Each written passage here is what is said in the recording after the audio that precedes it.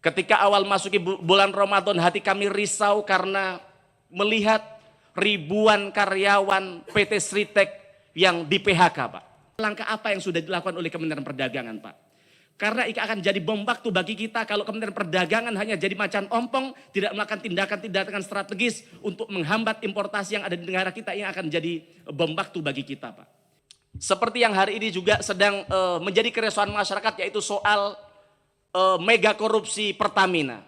Mereka menanyakan di mana kehadiran Kementerian Perdagangan untuk melindungi konsumen. Ingat, amanah Undang-Undang Nomor 8 Tahun 1999, Bapak punya kewajiban untuk melindungi konsumen kita dari hal-hal yang tidak seharusnya, begitu, Pak. Selanjutnya silahkan Pak Mufti Anam. Assalamualaikum warahmatullahi wabarakatuh. Ibu Ketua, Pimpinan, Pak Mendak, Pak Kepala Bulog, terima kasih atas kehadirannya. Saya sampaikan selamat menunaikan ibadah puasa bagi yang menjalankan. Marhaban ya Ramadan. Tentu kami semua senang hari ini memasuki bulan Ramadan bagi kami warga Muslim. Tapi kemarin kami ke Dapil, Pak, rakyat kami deg-degan tiap puasa, Pak. Mereka risau karena kebiasaan di bulan puasa biasanya harga komoditas naik. Termasuk kemarin istri saya beli cabai, katanya harga cabai 100.000, Pak. Sedangkan tadi 120 bahkan di Jombang, di tempat kami di Pasuruan 100.000. Nah, di Jombang 120.000. Tapi kalau di paparan Bapak tadi cabai harganya 51.000 begitu, Pak. Tapi tentu kami apresiasi atas paparan dari Pak Menteri Perdagangan tadi. Sungguh kerisauan kami mulai terjawabkan dengan adanya stabilitas harga yang Bapak paparkan tadi, Pak. Cuman setelah kami amatin ternyata stabil, tapi stabil di atas harga eceran tertinggi. Contohnya, misalnya minyak kita, Pak. Tadi dipaparkan di Bapak, minyak kita rata-rata 17.200. Padahal HET yang Bapak tetapkan 9 bulan yang lalu itu 15.700. Begitu juga dengan cabai. Kalau cabai ini bahkan jauh di atas harga yang Bapak paparkan di sini, begitu, Pak. Gula pasir juga begitu, trennya meningkat dari Januari hingga 28 Februari di data Bapak, walaupun di lapangan jauh lebih di atas ini, Pak. Termasuk harga minyak goreng di tempat kami 20.000, Pak. Bapak tahu kalau Bapak sampaikan di sini minyak curah, kata Bapak di sini 17.700. Tapi Bapak lihat banyak sekali warga kita yang teriak dari Aceh, harga minyak curah 30.000, Pak. Nanti tim Bapak bisa cek ke sana. Nah, termasuk bawang putih. Tadi yang disampaikan kawan kami, bawang putih rata-rata 43.000. Jadi dari pernyataan Pak Menteri tadi dengan santainya, rasanya Pak Menteri seperti menormalisasi harga yang tidak normal ini, Pak. Kalau kawan kami tadi dengan bahasa halusnya menyampaikan mengetuk pintu hati para importer bawang agar mereka sedikit merelakan sedikit keuntungannya. Keuntungan mereka sudah sangat besar, Pak. Tidak perlu Bapak memohon, Bapak harus bikin peraturan untuk bagaimana mereka bisa menghadirkan harga yang terjangkau. Jenengan tahu bahwa bawang kemarin Tempo tanggal 27 Februari baru merilis, ternyata dari investigasi mereka, ternyata harga bawang putih itu, Pak, ada tren dari China turun dari 1.400 per ton menjadi 1.350 per ton US dollar. Artinya kalau sampai di Indonesia kira-kira angkanya 22.000. Misalnya ada ditambah dengan custom clearance dan juga kemudian dengan tracking, itu kira-kira 1.000. Artinya sampai di negara kita kira-kira hanya 23.000. Kalau ditambah katanya kawan kami tadi dengan copet-copetan yang dilakukan oleh oknum-oknum, udahlah kira-kira 30.000.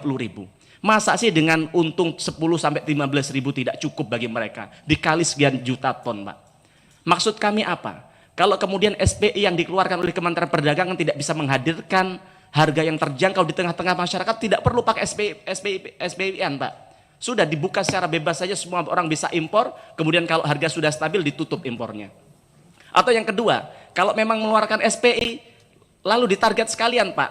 Misalnya dibatasi keuntungannya hanya berapa begitu, Pak. Karena kalau tidak ya percuma, ini hanya omong kosong.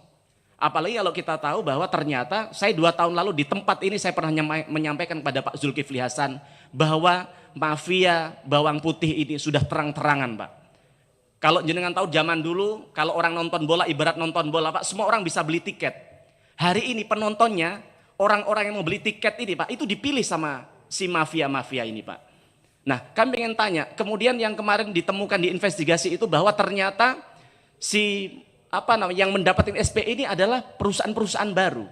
Kami ingin tanya kepada Menteri Perdagangan, apa indikator dan syarat orang untuk bisa mendapatkan SPI itu, Pak?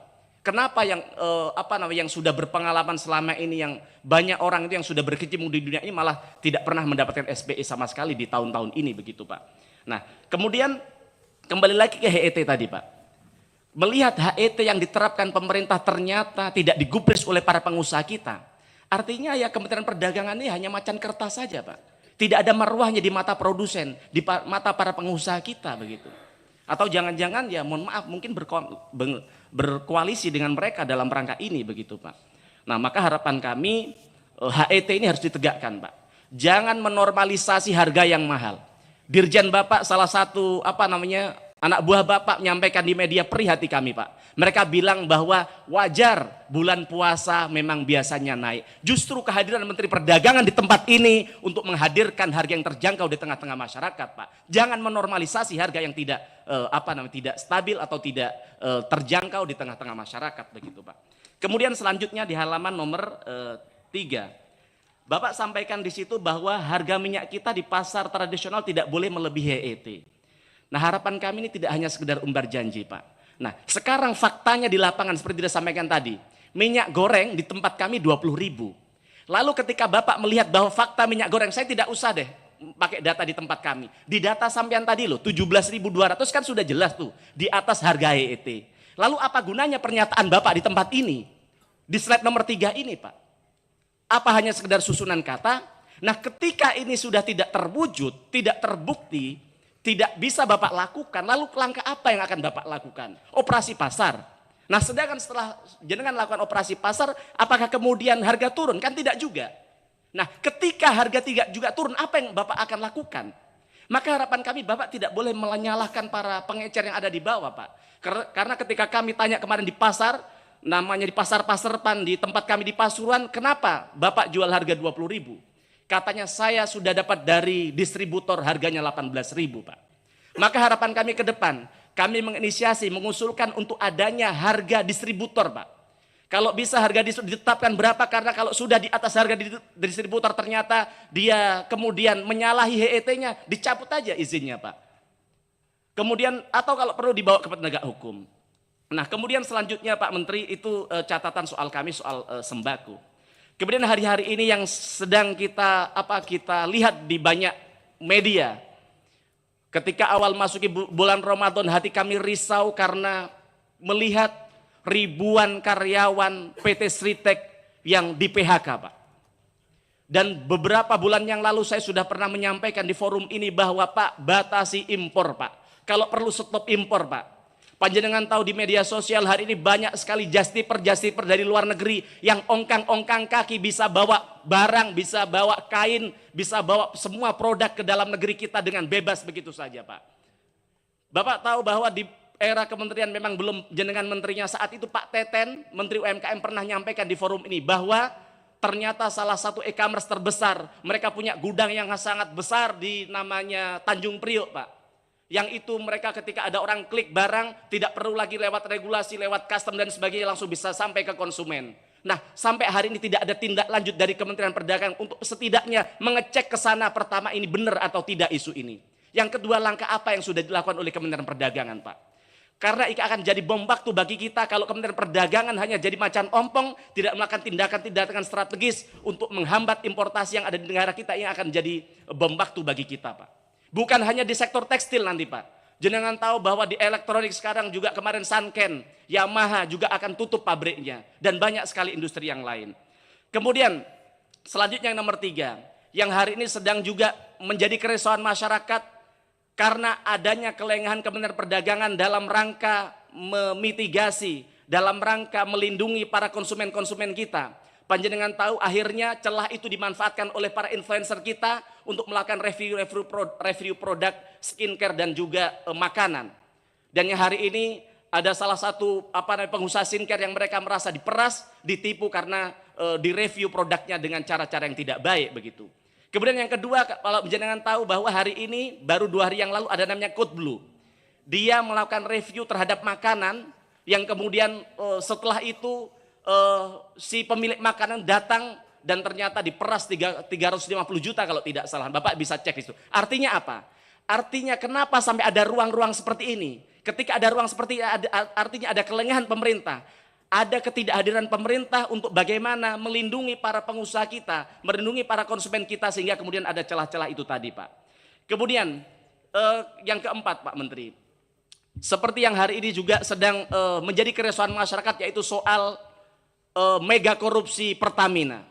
Seperti kawan kami sampaikan dari fraksi PDI Perjuangan Pak Darmadi. Beliau merasakan ada kerisauan di tengah-tengah kami, Pak, di tengah-tengah masyarakat. Mereka menanyakan di mana kehadiran Kementerian Perdagangan untuk melindungi konsumen. Ingat, amanah Undang-Undang Nomor 8 Tahun 1999, Bapak punya kewajiban untuk melindungi konsumen kita dari hal-hal yang tidak seharusnya begitu, Pak.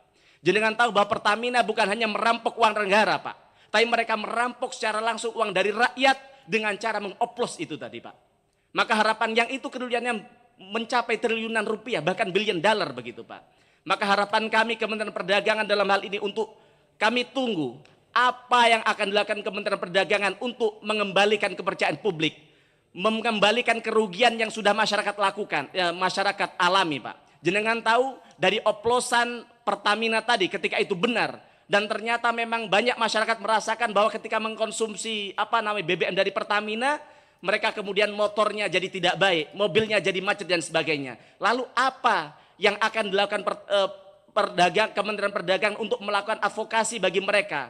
Apakah ini akan diberikan kompensasi dan sebagainya? Harapan kami ada pengawalan agar kemudian masyarakat kita bisa mendapatkan haknya, Pak. Kemudian yang soal Kementerian BP Bulog, Pak. Bapak tadi nyampaikan bahwa semua beras, semua gabah petani diserap dengan harga 6.500. Data dari Badan Pangan, Pak. Dari Badan Pangan bahwa ternyata ada banyak provinsi yang gabahnya diserap dengan harga jauh di bawah HPP. Bahkan jenengan tahu yang terbaru dari Kementerian Pertanian, dari 100% daerah hanya 30% yang diserap dengan harga HPP sesuai dengan yang ditetapkan pemerintah. Maka harapan kami minta komitmen dari Pak Kepala, Pak Novi, untuk bagaimana kami percaya, kami yakin di bawah kepemimpinan Bapak, apalagi Bapak pernah dilatih dalam dunia militer, Pak. Kami syukur, jujur Pak, kami kemarin bersyukur Bapak terpilih jadi Dirut Bulog. Ada sebuah pencerahan bagi kami, bagi masyarakat, karena saya yakin di tangan Bapak nanti ke depan Bulog, di tangan Bapak bisa berkolaborasi dengan Koramil, bisa kolaborasi dengan Kodim untuk bagaimana mereka dilibatkan menjadi intel terhadap pangan kita agar kemudian ada stabilitas harga di tengah-tengah masyarakat. Itu aja dari kami, matur nuwun. Assalamualaikum warahmatullahi wabarakatuh.